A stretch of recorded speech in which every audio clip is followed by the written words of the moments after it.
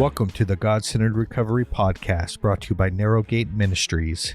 This podcast is dedicated to giving you a God-centered approach to recovery and to life. Follow along. Let's get started. What problems always resurface in your life? What if the problems that always resurface in your life come back because you refuse to face them and course correct? The only way to stop traveling in a circle is to go a different direction. The only way to stop the merry-go-round is to get off. These are some powerful thoughts. So what problems always resurface in your life? Now, this is a powerful question that brings awareness. And everybody around us is like, oh my goodness. Not again. We're going through this again. And so you have this take place in your workplace.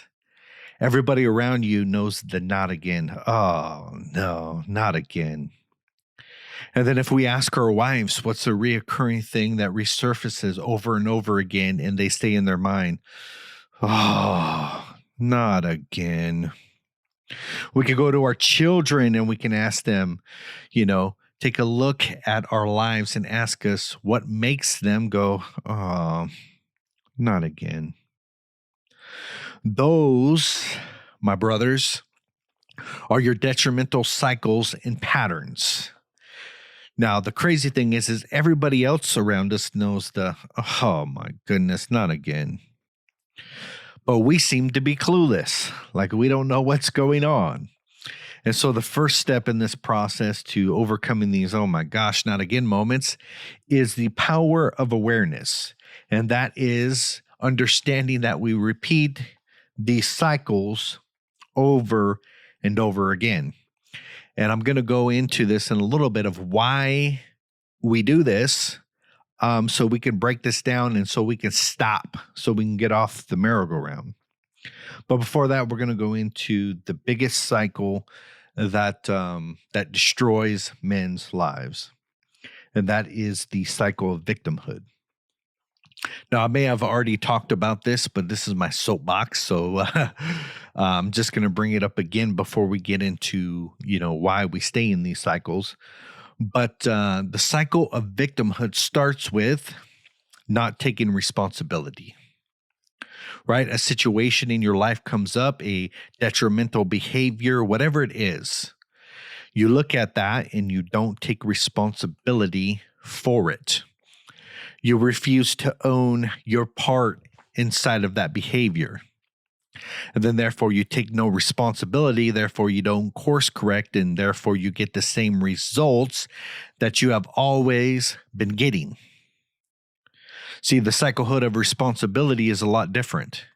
It's looking at that situation that happens in our life, whether it's an addiction, it's a habit, it's alcohol, it's porn, it's shopping, whatever, addiction you want to throw on that.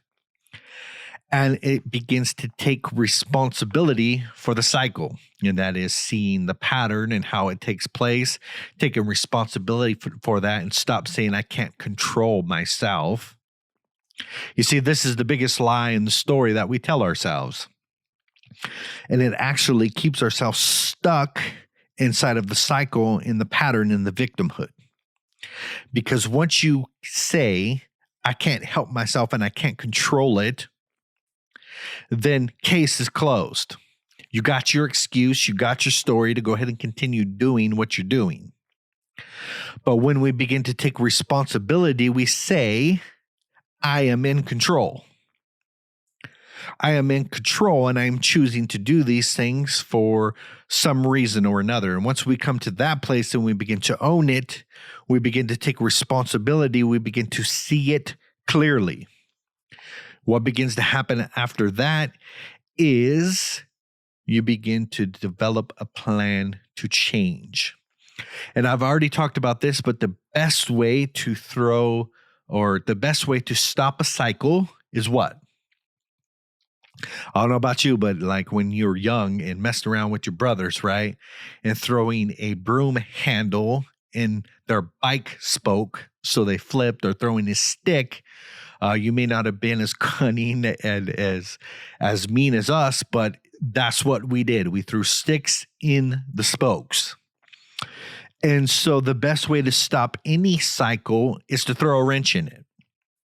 And that is, you're going to have to do something different. You recognize the pattern, the way everything rolls out, and you're going to throw a wrench in the system and actually begin to do something different.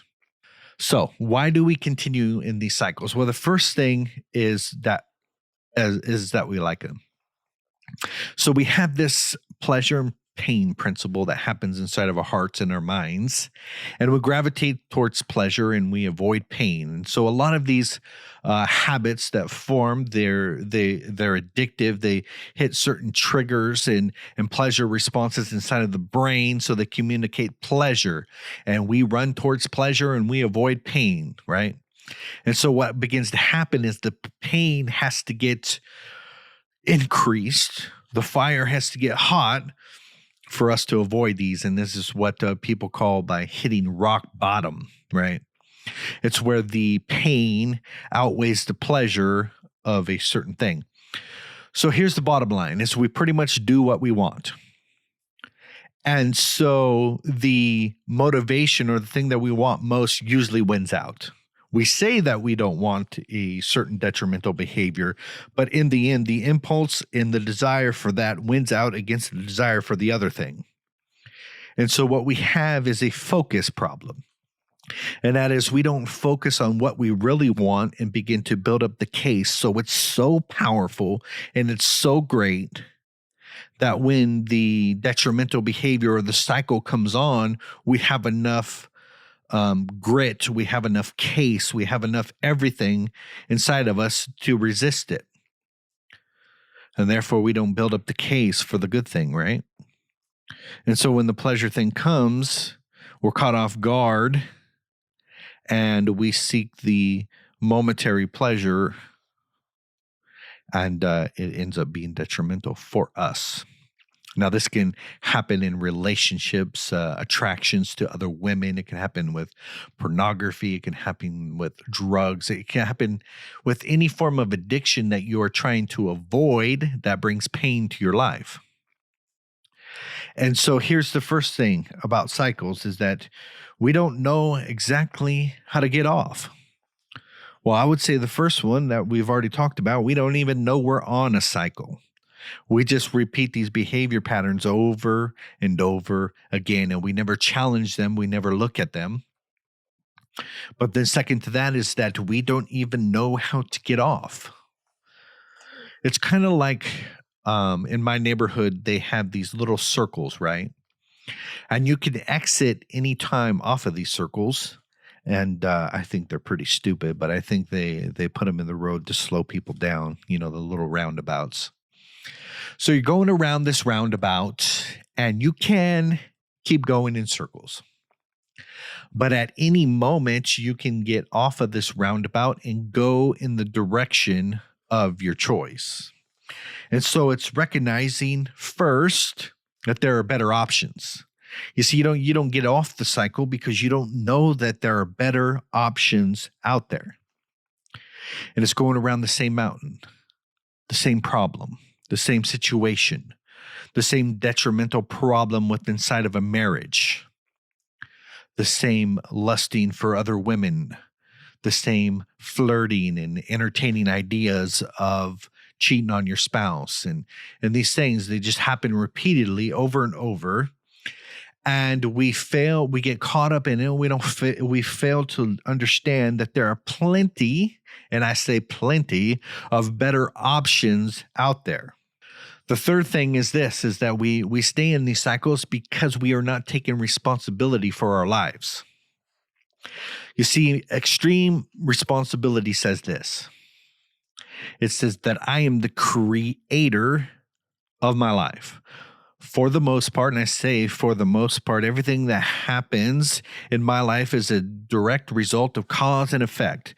That is, seeds that I plant I begin to nourish them and water them, and they grow, and I begin to flourish like that.